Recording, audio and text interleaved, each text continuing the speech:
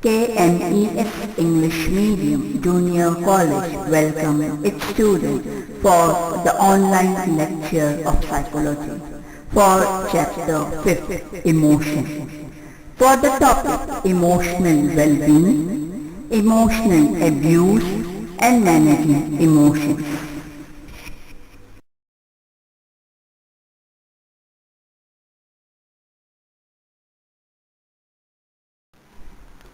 Students, in today's lecture, we are going to study chapter 5, Emotion. In this, we are going to study about the following topics. 1. 5.4 Emotional Well-being. Second, 5.4.1 Techniques of Emotional Well-being and 5.4.2 Benefits of Emotional Well-being. Second, 5.5 Emotional Abuse. Third, 5.6 Managing Emotions. 5.6.1 Anger Management. So, in today's lecture, we are going to cover three topics: emotional well-being, emotional abuse, and managing emotions.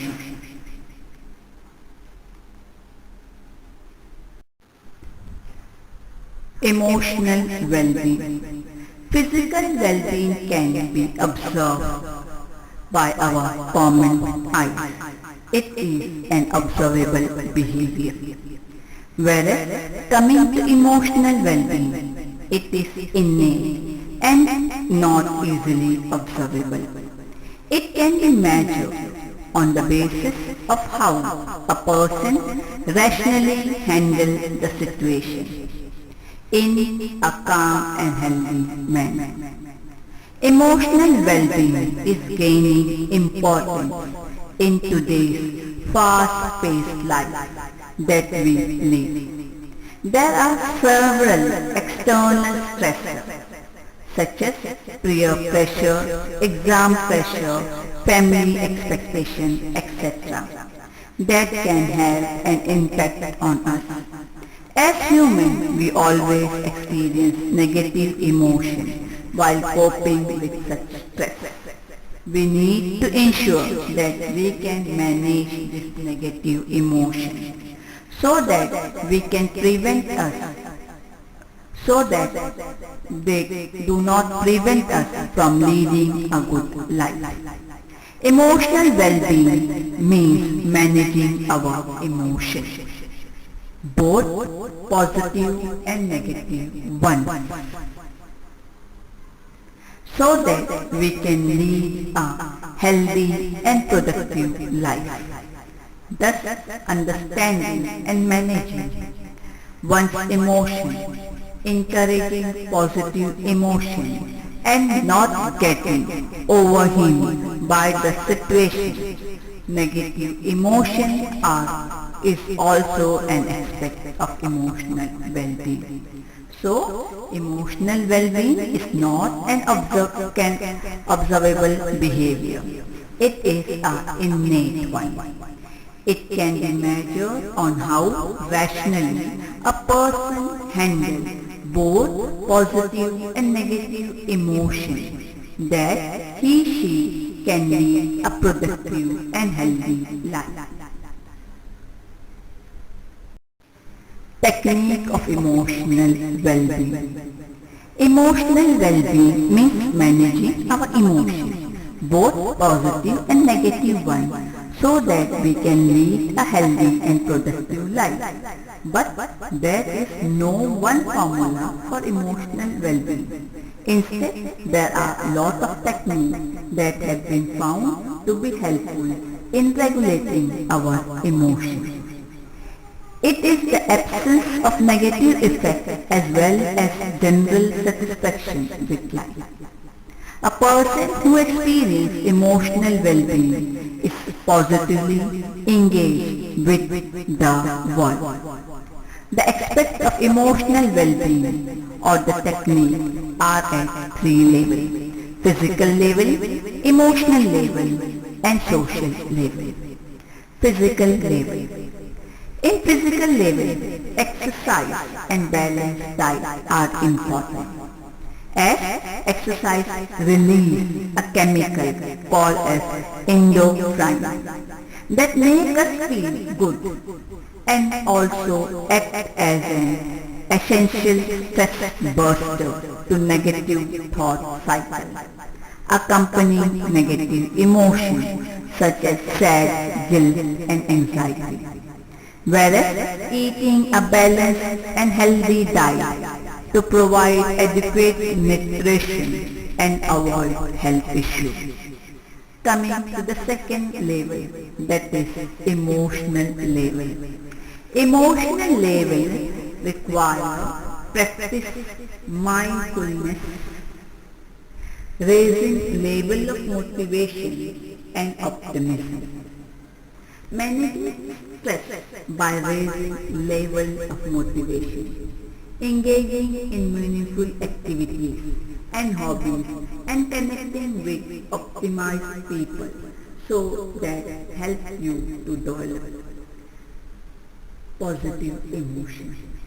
Second, practicing mindfulness and staying connected with the present rather than wandering on the past that raise your emotional health. Coming to the third level, that is social level. Social level is concerned with engaging in pro-social behavior and meaningful relationships. Building meaningful relationship with others provides us with emotional support and boosts our morale. Volunteering and engaging in pro-social acts provides our self-esteem.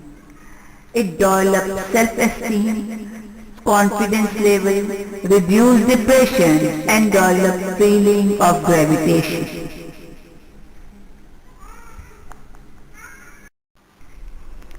5.4.2 Benefits of Emotional Well-being.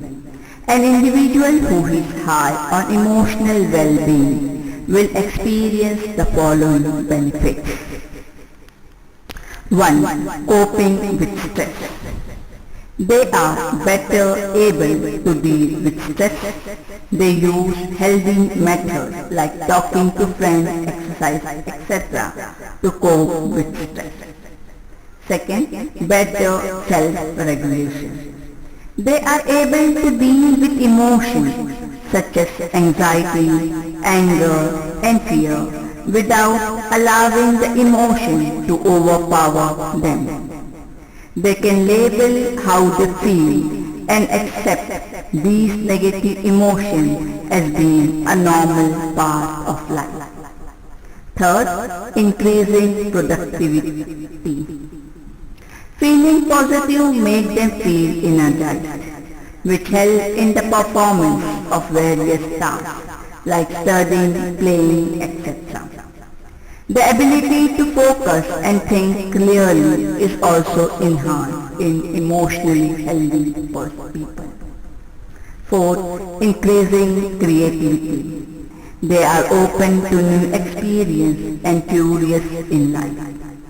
They can think of different strategies to solve a problem when one fails. Fifth, life satisfaction. They are able to build relationships and have deep personal connections.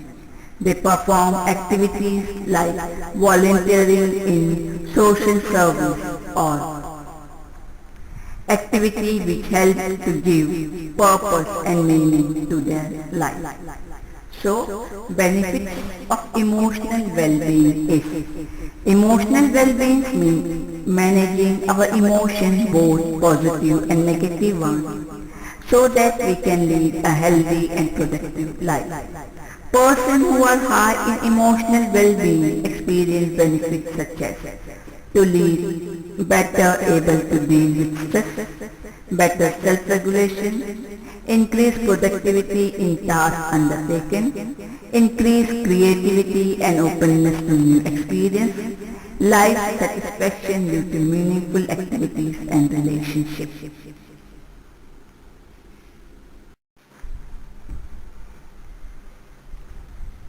Emotional abuse.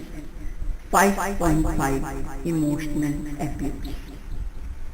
Emotional abuse is the kind of abuse that is emotional rather than physical in nature. It occurs when a person subjects to expose another person to intentionally harmful behavior that may result in anxiety, depression, and psychological trauma to the victim. Students, we are well aware of physical abuse, which make physical abuse make use of aggressive techniques like hitting, kicking, pushing, or other physical form of harm to control the other person. The other form of passive abuse is emotional abuse. In emotional abuse, emotion is used as a weapon to choose to control other person. Emotional abuse is one of the hardest forms of abuse to recognize. It can be overt. In both ways, it hampers the self-esteem and confidence of the victim. It wounds emotionally. Emotional abuse is more harmful and damaging to the self-esteem and self-worth of a person. If you leave the person feeling depressed, anxious, and even suicidal.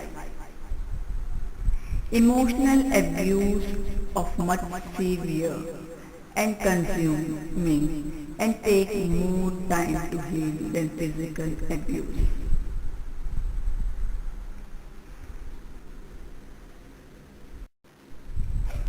Types of emotional abuse.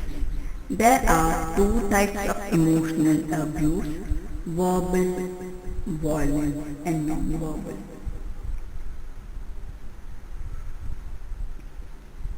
Verbal abuse are such as blaming, insulting, labeling, threatening, swearing, etc. Verbal violence, yelling, insulting, and swearing. It will all include lecturing orders and unpredictable outbursts, labeling publicly, embarrassing, and blaming, causing fear, threatening. Coming to the non-verbal abuse, it includes such as ignoring, rejecting, bullying, spying, etc. Rejection, pretending not to be noticed and ignoring conversation, isolating, bullying, digital spying are all non-verbal types of emotional illness. To check whether you are prone to get emotionally abused, there are certain things that you should notice. You check yourself whether you prioritize other needs before you, whether you always try to please others, or are you sacrificing your own need for the others but they do not reciprocate, whether repressing your feelings because others should not feel bad, whether you feel guilt for standing up for yourself, or do you think that you deserve this treatment, or do you believe that nobody would want to be with you? When you start feeling all these things, it means you are prone to get emotionally abused. Techniques to deal with emotional abuse. important that when you are experiencing emotional abuse, you seek help. Besides, there are some simple steps which you can take to deal with emotional abuse. The most important point to deal with emotional abuse is breaking the silence and standing up for your own self. It can be done by following ways. 1. Accept that abuse is not your responsibility. Accept that the emotional abuse is not because of you. Do not justify the action of the observer. Second, respond assertively to the abuser but seek distance from him. Third, give yourself time to heal. Fourth, do not give immediate reaction to the abuser. Fifth, prioritize your self-care. Example, eating right, exercise, etc.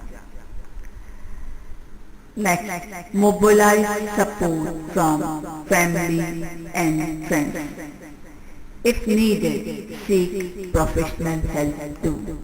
So these are the few techniques to deal with emotional abuse.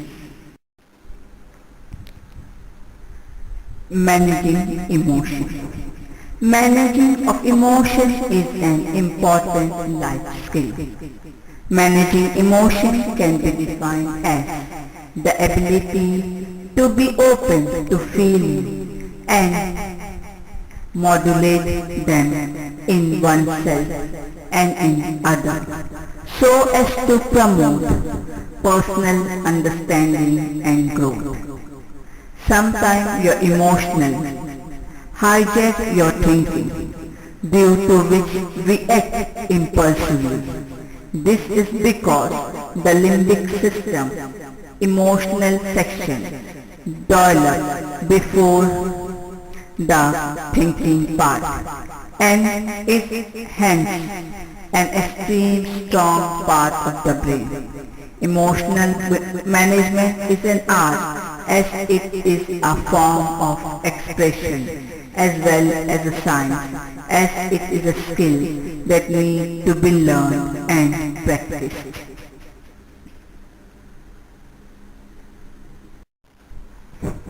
Anger management. Anger is a common emotion that everybody experiences in life from time to time. Anger is a normal response to some real or perceived threat. It is a protective emotion that helps us to defend ourselves against physical or psychological harm. However, anger may also be unwanted, irrational and destructive. Triggers of anger. Triggers of anger refer to any event that signals the brain to get activated the body anger system. The trigger of anger may be verbal. For example, being blamed, disrespected or abused. Or non-verbal. For example, being ignored, unappreciated or rejected. Third, physical, such as physical threat, sexual threat, physical assault, etc. There are three factors that are involved in experiencing of anger. Cause of anger. Individual personality, particular interpretation of that situation. As we experience, anger is subjective. It cannot be controlled. If you understand the figure of anger, we can participate potential anger episodes and provide an intentional, acceptable response. Effective anger management.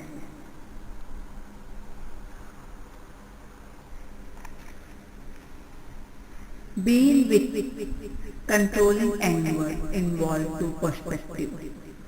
Managing your own anger, learning how to respond effectively to the anger of others. For that, take the responsibility of your feelings.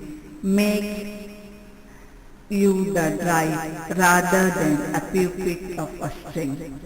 And thus you start functioning from the internal locus of control. So you exercise the choice of freedom to control your life. You have opportunity to evaluate, regulate and control your emotions and use your innate ability to think rationally and to make correct decisions. There are certain different approaches to anger management. Let's see these approaches to anger management. Approaches to anger management. They are 3 R's: relax, reassess and respond. First one, relaxation and connection with the inner self. Direct enhance clear thinking, attention and concentration. When you are angry, you are in a vulnerable state. So you reach to conclusion and decide in a strong. Engaging in power booster activity like meditation technique, listening to music, engaging in hobbies, social work, etc. But your body deliberately is a calm, stable state and give you recovery time to manage your anger. You can see things in a clear perspective. This stage prepares you to respond rather than react impulsively. Coming to the second one, reassess. Now that the mind is relaxed, you can revisit the situation objectively and figure out exactly what is happening. How is it affecting you? Whether an action needs to be taken and what action should be taken. It helps you to revisit the situation objectively. It involves taking complete responsibility of your emotion, developing empathy for the person you perceive has wronged you. Conduct a reality check. That is, if you are angered, justify given the fact of what happened. Coming to the third one, response. Use your anger as a motivation to change. Anger is telling you something. This is the time when you re-engage with other party or situation to resolve the conflict. To do this, you consult, consulting a trustworthy person to get another perspective. Then you engage in talk with the other party in a calm manner. Then you do active listening and assertive speaking. After that, you cage your rage, that is, establish boundaries and moderate your anger. So this is the 3 R's